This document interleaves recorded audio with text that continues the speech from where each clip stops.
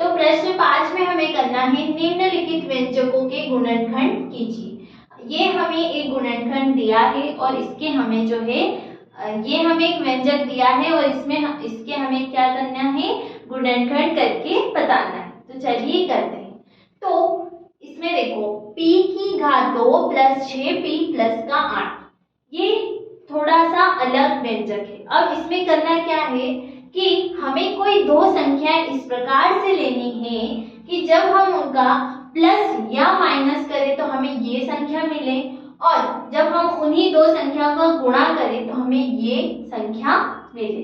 आई बात समझ में? ठीक है, हमें कोई दो संख्या इस प्रकार से सोचनी है, जैसे कि यहाँ पर यदि मैं देखूं तो मैं यदि दो संख्याएं ऐसी ली जिसमें कि जब मैं प्लस करूं तो मुझे 6 मिल जाए और जब मैं उसी दो संख्याओं का गुणा करूं तो मुझे 8 मिल जाए, तो ऐसी कौन सी संख्या हो सकती है? तो ध्यान से देखिए, यदि मैं माना कि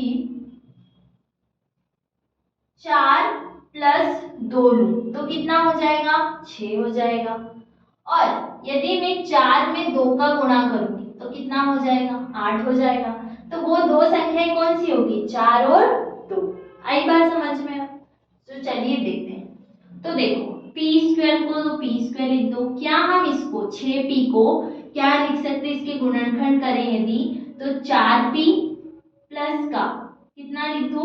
2p प्लस का 8, कुछ इस प्रकार से जो है हम लिखेंगे। अब इस प्रकार से क्यों लिखा है कि बीच वाली संख्याओं के हमने क्या कर दिए? गुणनखंड कर दिए कि 4 और 2 को जोड़ेंगे तो हमें 6 मिल जाएगा और 4 और 2 का जब हम गुणा करेंगे तो हमें 8 मिल जाएगा। इसके गुणनखंड करके नहीं बताना है हमें, ठीक है? अभी इसको और करेंगे तब इसके गुणनखंड आ जाएंगे, ठीक है?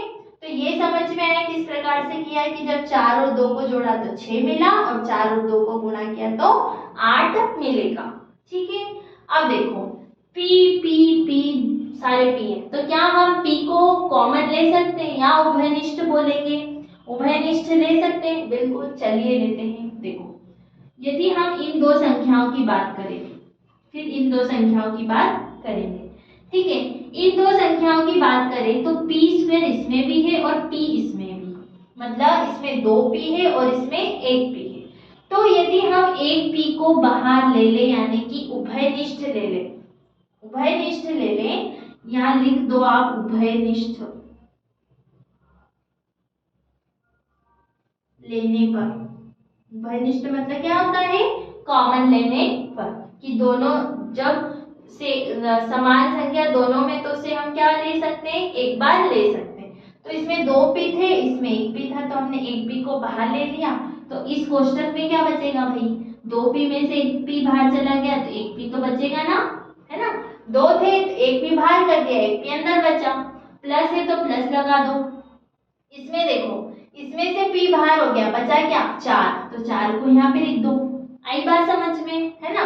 फिर यहाँ भी प्लस है तो यहाँ भी। अब इन दो संख्याओं में देखो हम क्या जो है ले सकते हैं। तो जैसे कि 8, अब मैं इसको यहाँ पे करती हूँ। 8 को मैं क्या लिख सकती हूँ? 4 गुणा में 2, 4 गुणा में 2 लिख सकती हूँ, या यहीं पर लिख के बताती हूँ 4 गुणा में 2, इसको मैंने लिखा, ठीक है? अब देखो हम कौन सी दो संख्याओं को तुलना करें? ये दो, तो 2 इसमें भी आ रहा है, 2 इसमें भी। 8 को मैंने क्या लिख दिया? 4 गुणा में 2, ऐसे गुणनखंड करके लिख सकते हैं। तो 2 इसमें भी आ रहा है, 2 इसमें भी आ रहा है, तो 2 को हम उभयनिष्ठ ले लेंगे, है ना? अब अंदर क्या बचा? 2 बाहर चला गया, बचा p। प्लस है तो प्लस लगा दो।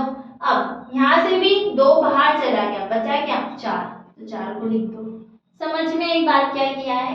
गुणनखंड करके लिखा है, ठीक है? अब देखो p प्लस 4 p प्लस 4 दोनों में है, तो क्या करेंगे? यहाँ पे लिख दो p प्लस 4 को उभयनिष्ठ लेने पर,